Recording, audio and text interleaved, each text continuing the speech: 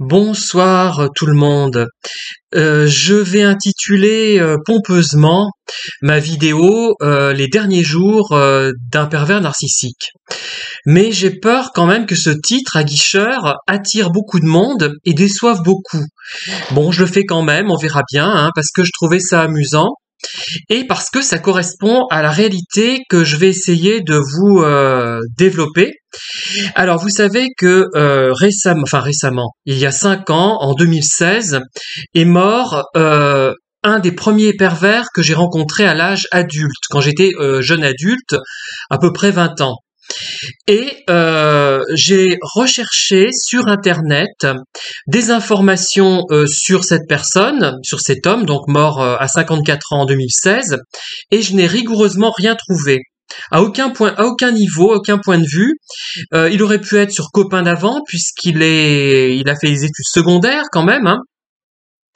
J'aurais pu également retrouver dans le journal La Montagne un avis d'obsèques puisqu'ils sont conservés longtemps et on en trouve même des années 2000, hein, voilà. Mais il n'y a rien. C'est-à-dire que on peut imaginer qu'il a terminé sa vie seul.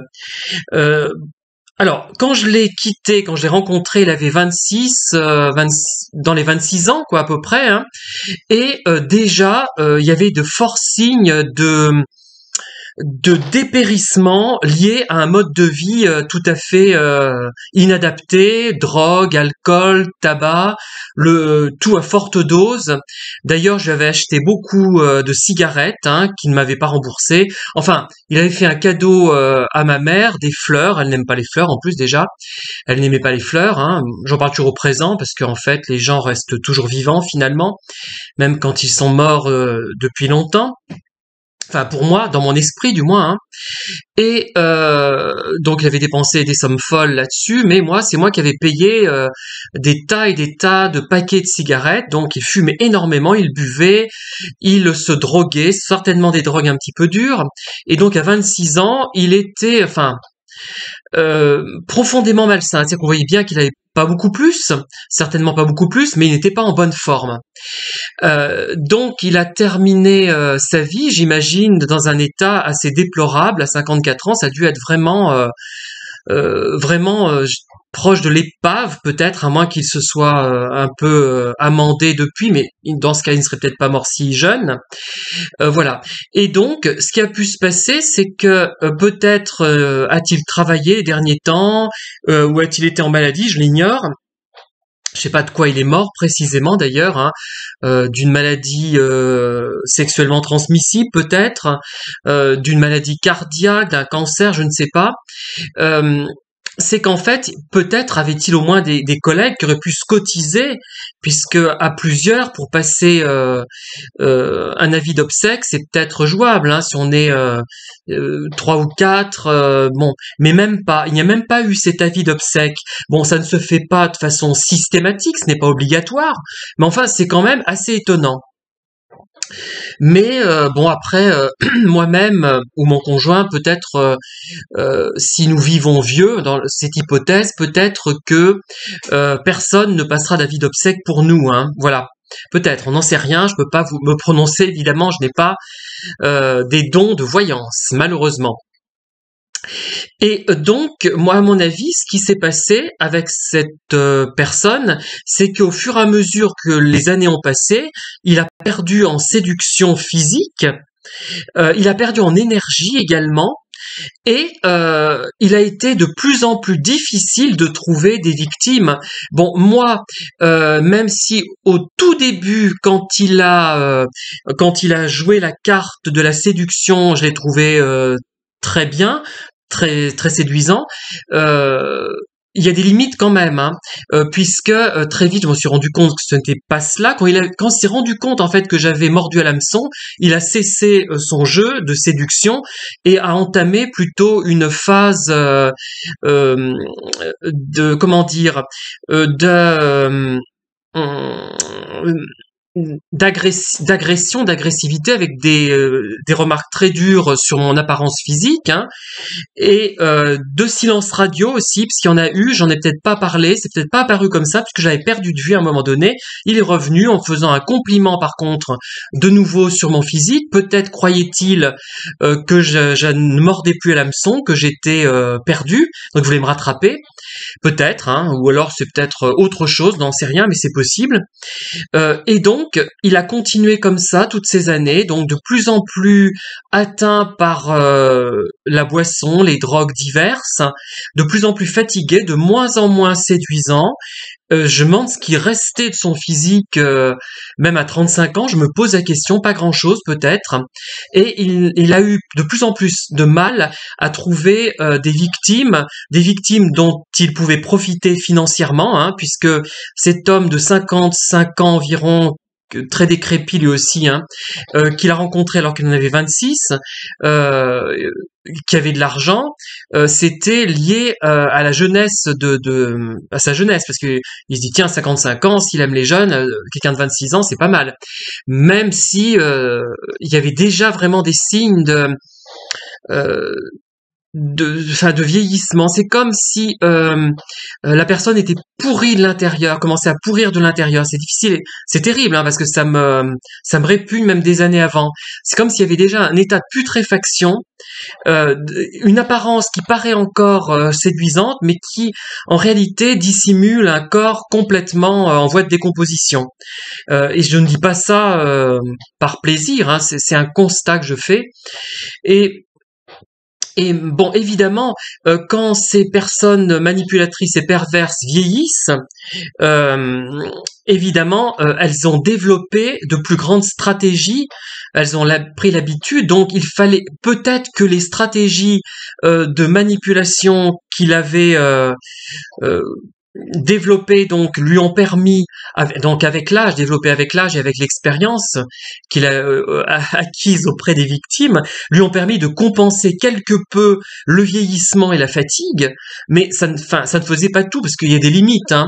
On peut aimer les gens mûrs, mais les gens décrépits avant l'âge, moi je trouve que c'est très dur. Je préfère à la limite quelqu'un qui a 70 ans mais qui vieillit normalement, que quelqu'un qui a 30 ans mais qui est déjà usé profondément et qui n'a pas comment dire, qui donne une impression malsaine de mauvaise santé, mais de mauvaise santé liée à un mode de vie qui n'est pas sain du tout, voilà, et qui est malsain, et qui est malsain dans le sens comment dire, euh,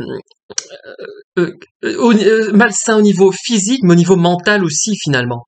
Voilà. Alors évidemment, je précise encore parce que je me suis peut-être pas fait comprendre. Ce n'est pas une banale relation, ce que je vous raconte, ce que je vous ai raconté sur ce personnage, une banale relation amoureuse qui n'aurait pas fonctionné. J'en ai eu, je pourrais vous en parler, mais je verrais pas l'intérêt d'en parler. J'en parlerai peut-être dans un livre parce que j'aimerais détailler ce que j'ai vécu, hein, des relations banales avec des gens sains, mais qui se sont terminées parce que soit moi je n'étais plus intéressé, soit la personne ne l'était finalement pas et s'était trompé. Il y a eu ou des relations amicales avec un grand A qui se sont arrêtés ou qui n'ont pas pu continuer parce que finalement on se rendait compte qu'il n'y avait rien. Ce n'est pas ça, hein, ce n'est pas, j'aurais pas pris la peine de vous raconter ça, je l'aurais pris la peine de le raconter dans un livre, parce que dans un livre, j'aime détailler le quotidien, je n'aime pas détailler l'extraordinaire finalement. Voilà. Donc vraiment notez bien ça, hein. Donc parce que c'est une ou deux remarques que j'ai lues comme ça qui allaient dans ce sens-là. Non, ça n'aurait pas sur une chaîne YouTube, ça n'aurait pas d'intérêt et vous aurez rien apporté.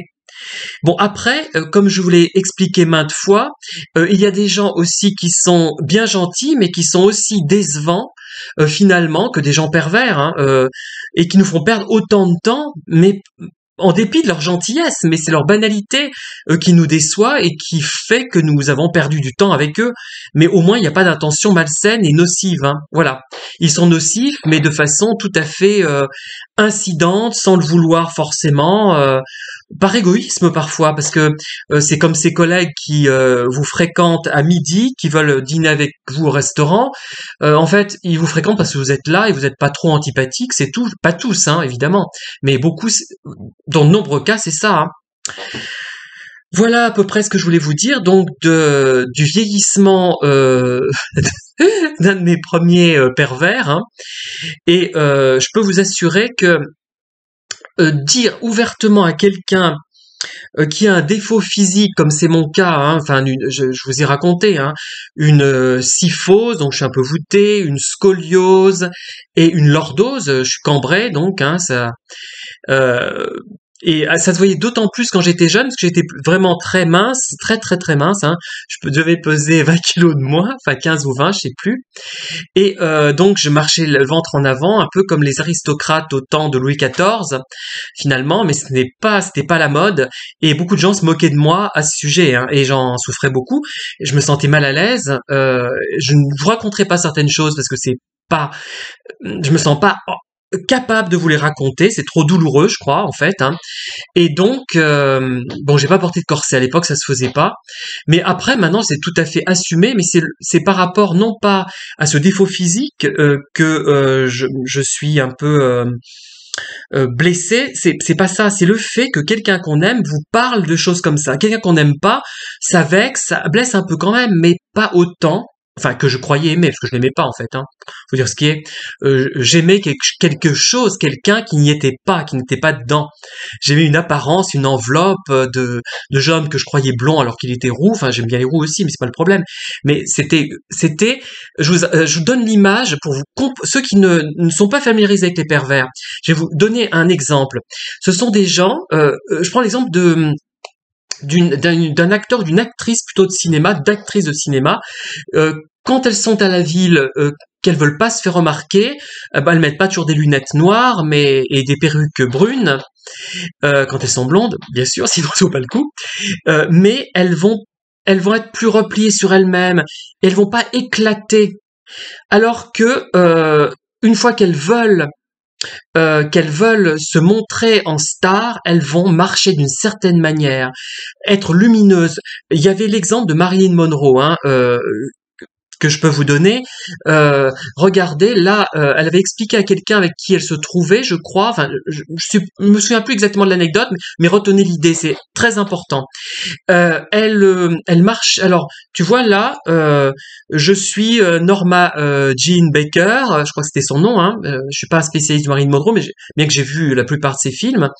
Et là maintenant, je vais faire. Alors, elle marche dans la rue comme ça, personne la remarque. On se retourne même pas sur elle, on la trouve pas spécialement belle. Et là, par contre, tu vas voir, je vais faire Marilyn Monroe. Et là, tout le monde va la remarquer parce qu'elle va elle va se dresser, elle va sourire, elle va être lumineuse, s'allumer de l'intérieur en quelque sorte. Et ça, j'aimerais bien que vous compreniez, pas que vous compreniez, mais que vous voyez l'image qui est intéressante. C'est un phénomène comme ça, les pervers, j'ai l'impression. Ils s'illuminent quand ils voient quelqu'un qui est potentiellement réceptif et après, ils se refanent. C'est comme ces plantes. J'avais pris l'exemple dans une vidéo d'ailleurs. J'avais pris la plante de Pif Gadget, ces buissons américains qui roulent dans le désert. Ces plantes Pif Gadget, c'est un peu le même genre. Hein. D'ailleurs, il l'avait refaite quand Pif Gadget était ressorti il y a quelques années. Il avait refaite cette plante, reproposée dans un Pif Gadget, et on la plonge dans l'eau. Elle est toute sèche avant, elle s'épanouit, elle devient verte et très étendue. Voilà. Et c'est un peu ça. Et ça, vraiment, je voudrais faire passer cette idée. Je trouve qu'elle est intéressante. Et il y a quelque chose comme ça, un phénomène comme ça. C'est comme moi, si un jour je suis très piteux, ben là, je suis pas dans une forme éblouissante, je suis pas non plus en méforme, je suis entre les deux, hein, ça va, mais sans plus. Et je peux vous assurer que si je veux être plus brillant, attirer le regard. Déjà, je mettrai pas ce vieux pull que j'ai depuis très très longtemps, que je garde juste pour rester à la maison maintenant, mais qui est très solide. Hein. Ça vaut au moins, oh là, ça fait au moins 25 ans que je l'ai. Et je vais par mon, je peux pas faire la métamorphose, j'arriverai pas là, parce que il faut que je sois vraiment joyeux. Moi, je peux pas imiter et ben vous allez vous dire, mais il a beaucoup de lumière aujourd'hui, il est mieux que d'habitude, il est mieux physiquement, il paraît moins vieux, il paraît moins terne. Vous voyez, c'est ça qui est très très important. Je sais pas à quoi ça correspond exactement. C'est pas scientifique, c'est une description que j'ai observée. Enfin voilà pour par rapport à mon pervers, donc mon entre guillemets, ça fait drôle de dire mon pervers parce qu'il est décédé, le pauvre, je sais même pas où il est enterré, et il n'y a pas de trace de lui, sauf donc son avis de naissance, son acte de naissance plutôt, son acte de décès, une ligne sur Internet. Voilà tout ce qu'il en reste. Voilà tout ce qu'il reste de cette personne qui n'a finalement pas tissé de lien et qui, à mon avis, n'a rien créé, n'a rien fait, n'a été absolument improductif. Bon, il y en a d'autres, vous me direz, mais on trouve quand même quelques traces sur beaucoup de gens. Il y a d'autres qui restent inconnus par humilité. Ils font plein de choses bien, mais lui, je ne pense pas. Il reste inconnu parce qu'il n'a été incapable de créer quoi que ce soit. Par chance, il m'a laissé tomber parce qu'il a trouvé une autre victime plus juteuse qui lui a procuré de l'argent, en fait. Hein, voilà. Moi, je n'avais pas assez. D'ailleurs, ma mère lui a dit finalement, elle a lâché le morceau. Et moi, j'avais dit aussi, elle dit, mais Pierre pense que vous le fréquentez pour son argent. Il a dit, oh non, pas du tout. Et puis, elle m'a un peu joué la scène, la façon dont il avait dit les choses comme ça. Mais en fait, c'était vrai ce qu'il disait parce que j'avais pas beaucoup d'argent. Et donc, il ne me fréquentait effectivement pas pour mon argent. Mais je suis très cynique, là, je deviens absolument odieux. Voilà. Et voilà ce que je voulais vous dire donc sur cet homme qui aura laissé une trace dans mon esprit, il aura laissé une trace dans ce cahier, mais je ne sais pas si je vais pas le publier parce que ça m'obligerait à donner des éléments identitaires. Peut-être que je vous lirai ce cahier si ça vous intéresse d'ailleurs, je ne sais pas. Est-ce que ça vaut le coup? Est-ce que vous en ressentez le besoin? Mais vous aurez une image de lui qui sera vrai au niveau de l'intelligence, qu'il avait quand même, je trouve, une certaine intelligence, il ne m'aurait pas intéressé sinon. Ce n'était pas une intelligence, à mon avis, lumineuse. Bon, c'est écrit correctement, il a une certaine plume, en fait, quand même. Mais ça me met en un malaise parce que quand j'ai lu ce document, comme je vous l'ai raconté, comme je vous l'ai déjà dit, j'ai eu le sentiment d'être vraiment celui qu'on n'aimait pas et qu'il aurait bien aimé beaucoup d'autres gens, que d'autres gens étaient formidables, quasiment tout le monde était formidable sauf moi.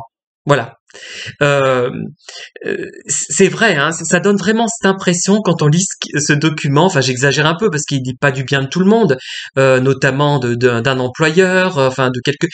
Mais vraiment, moi, j'étais vraiment non. C'est pas bien, pas voilà. Et il m'a donné cette impression tellement négative que j'ai fait certaines petites bêtises après, hein, enfin je dois dire, hein, après l'avoir rencontré. C'est quand même ennuyeux, quoi. Bon, moi je suis pas allé très loin quand même, heureusement, parce que je devais garder un semblant de d'intelligence et d'estime de moi-même, mais quand même, hein. Voilà, merci de m'avoir écouté. Je vais intituler cette vidéo différemment, mais je préciserai quand même qu'il s'agit de la suite du témoignage sur l'un des premiers manipulateurs que j'ai connus. Merci encore, bonne soirée, bonne nuit et à bientôt.